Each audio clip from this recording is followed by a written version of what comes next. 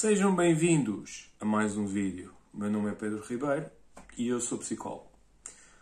O tema que vos trago hoje é um tema extremamente pertinente, tendo em conta algumas notícias e tendo em conta vários casos que têm acontecido de pessoas que apresentam determinados títulos profissionais de determinadas especialidades e depois vem-se a perceber que as pessoas não têm essa acreditação, esses títulos, para fazerem seja aquilo que for. E hoje em dia, muitas pessoas cada vez mais necessitam de ajuda e vão procurar ajuda específica e, como tal, é sempre importante nós podermos ter confiança em que estamos a ir para um profissional sabendo que esse profissional é mesmo um profissional acreditado para fazer aquilo que está a fazer. Há uns tempos atrás, uns bons meses, aliás, quando esta pandemia começou, eu fiz um vídeo em que eu expliquei e que eu demonstrei como é que todos vós podem consultar o site da Ordem dos Psicólogos para certificarem que a pessoa que está à vossa frente é de facto um psicólogo. Então vamos por partes. Em primeiro lugar, todos aqueles profissionais de saúde, de profissões regulamentadas, reguladas, que tenham uma legitimidade fiscal, legal e que pertençam a determinadas profissões, estão reguladas.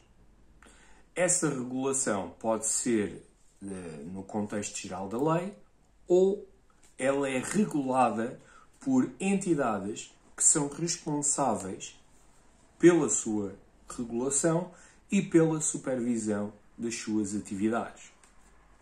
No caso da saúde, temos várias profissões que são reguladas por esse tipo de organizações. Os médicos é uma delas. Existe a Ordem dos Médicos, os enfermeiros também são, existe a Ordem dos Enfermeiros.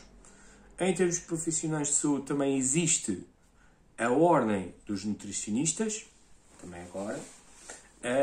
Por aquilo que eu percebo em termos de fisioterapia, fisiatria, também existe planos, não sei se já existe uma ordem, mas havia a intenção desses profissionais em estabelecerem também uma ordem profissional. Os psicólogos têm a Ordem dos Psicólogos e todas estas ordens regulam o exercício da profissão. Para cada uma delas existem critérios. Esses critérios são estabelecidos pelas suas próprias ordens. Como eu não estou tanto por dentro da Ordem dos Médicos ou da Ordem dos Enfermeiros, eu vou dar o exemplo da Ordem dos Psicólogos. Para que uma pessoa se possa intitular psicóloga e estar no exercício da profissão de psicologia,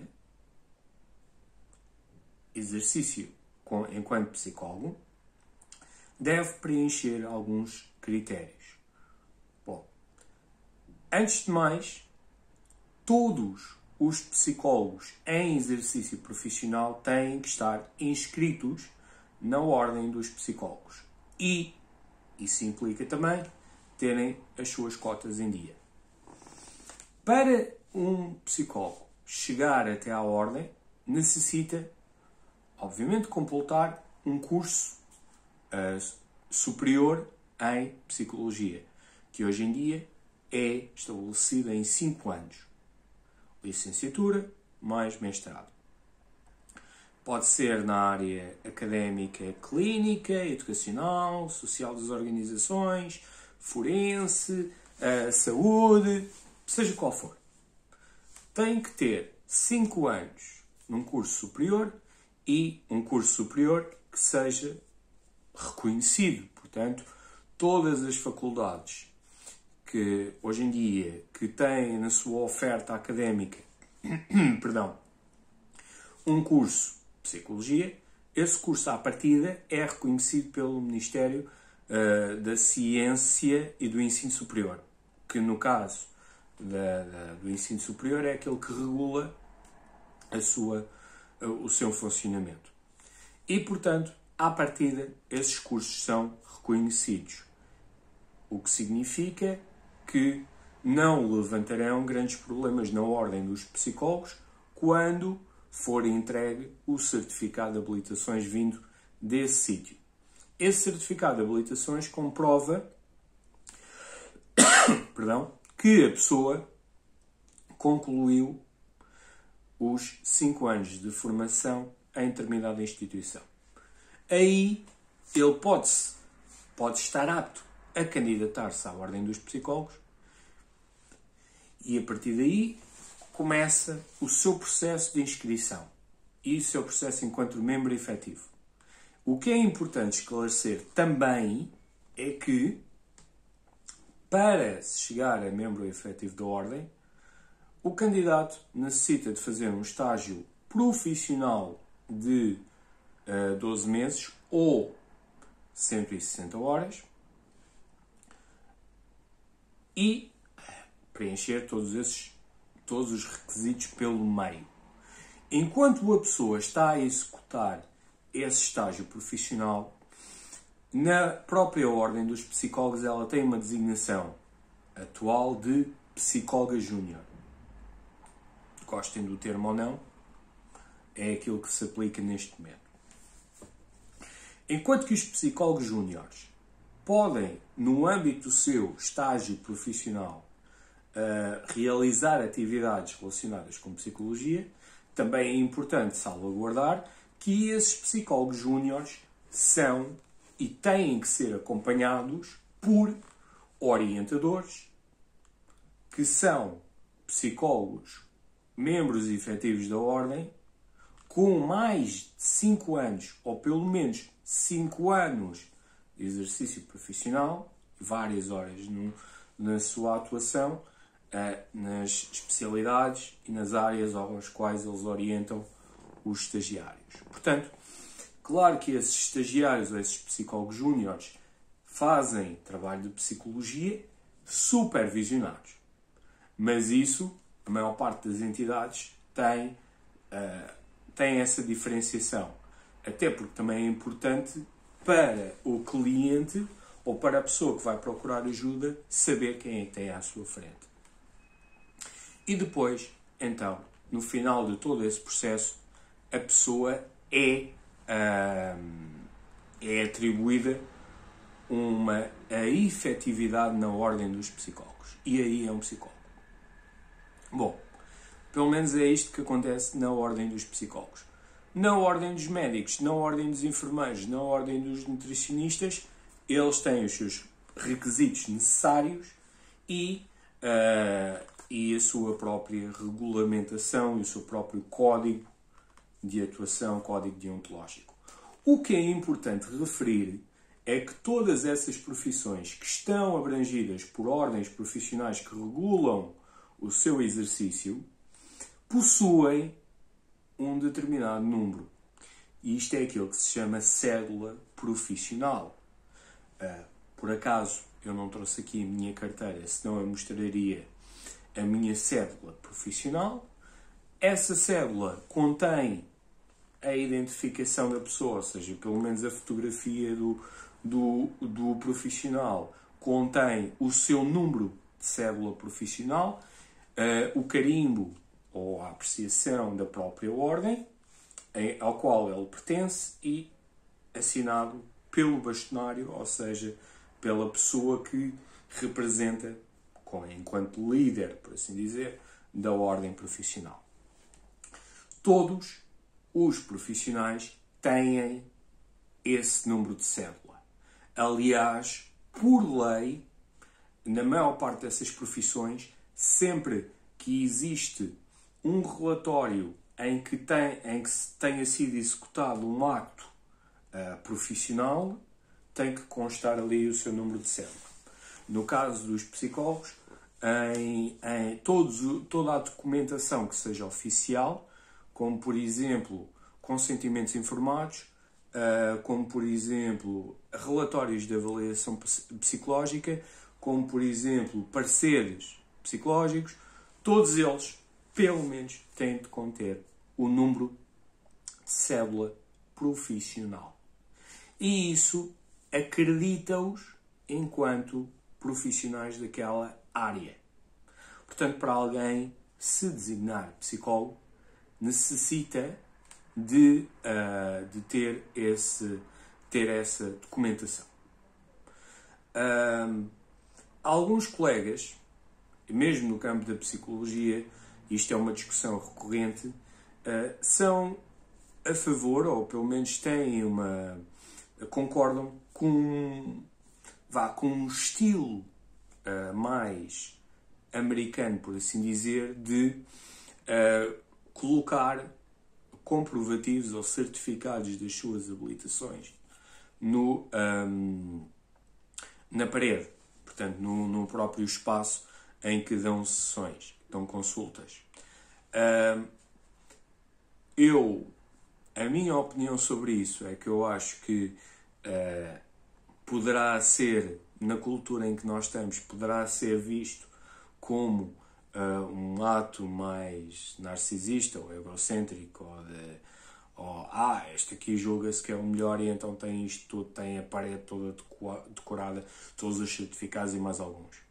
No caso do exercício da profissão da psicologia, aí é muito simples, pelo menos para o reconhecimento da psicologia, que é a apresentação da cédula profissional. Vocês podem sempre solicitar a um profissional que vos dê o número de cédula ou que vos mostre a sua cédula profissional. E isso é logo um comprovativo imediato visual de que este é de facto um profissional acreditado. E essa é logo a primeira.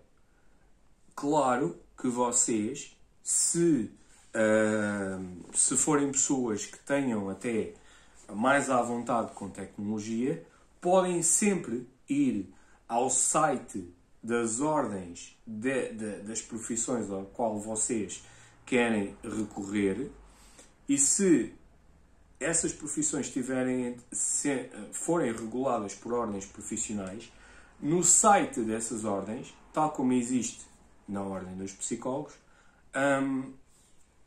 vocês podem encontrar uma área de diretórios, uma área de listas, quer dizer, uma área em que vocês podem procurar, tanto pelo nome profissional como pelo número de cédula, qualquer membro dessas profissões. E isso tem que estar lá. Se vocês não encontrarem ninguém com um determinado nome ou um determinado número de cédula, isso significa que essa pessoa não é um profissional acreditado. Ou seja, não é um médico, não é um psicólogo, não é um enfermeiro, não é um nutricionista, simplesmente não é. A pessoa, se tiver a sua inscrição bloqueada ou solicitou descontinuamente por questões de cotas, o nome também não aparece lá. Ou pelo menos, julgo, existe uma referência que esse membro não é um membro ativo. Logo, durante aquele tempo em que não normaliza a sua situação, não pode exercer, não pode ter os atos de ser psicólogo ou outro profissional. Portanto, vocês podem procurar essas informações. Relativamente a outros níveis de competência que vocês poderão encontrar, nomeadamente competências a nível da psicoterapia. E eu agora estou a falar nisto a nível de saúde, de saúde mental. Bom, é importante referir que em Portugal a profissão de psicoterapeuta não está regulamentada. Ou seja, não existe uma regulamentação legal que diga que só apenas X indivíduos podem ser psicoterapeutas. Infelizmente, em Portugal, ou felizmente, ou infelizmente, depende de com quem vocês falarem, a profissão em si não é regulamentada. Ou seja, vocês podem encontrar alguém que se diz psicoterapeuta, mas, enfim. Então, a nível da saúde mental, quais é que são as vossas garantias? Bom, simples. Em Portugal está convencionado que duas especialidades, ou pelo menos duas profissões, possam exercer a especialidade de psicoterapia mediante formação adequada. E então, em quem são eles? Bom, em primeiro lugar, são os médicos psiquiatras. Portanto, a psiquiatria é uma especialidade médica, ao qual também existe um colégio de especialidades de psiquiatria. Portanto, não só esse colégio e também a Ordem dos Médicos regula o exercício da atividade de psiquiatria. A segunda profissão são os psicólogos. E então, como é que este treino, ou como é que estas qualificações em psicoterapia são dadas? Bom, em Portugal existem várias associações e sociedades de diferentes modelos de psicoterapia que estão abrangidas pelos critérios de formação da Federação Europeia das Associações e Sociedades de Psicoterapia. E, portanto, essa federação tem critérios específicos de formação para qualificar alguém enquanto psicoterapeuta. E em Portugal, a Ordem dos Psicólogos está inscrita nessa federação e, portanto, ela segue essas normas. Do ponto de vista da psicologia, para uma pessoa poder exercer funções enquanto psicoterapeuta ou ter uma especialidade de psicoterapia, essa pessoa deve realizar a sua formação em sociedades ou associações cujos critérios de formação sejam equivalentes aos da Federação Europeia. Isso inclui pelo menos 700 horas de formação teórico-prática num determinado modelo, 120 horas de desenvolvimento pessoal e 150 horas de supervisão.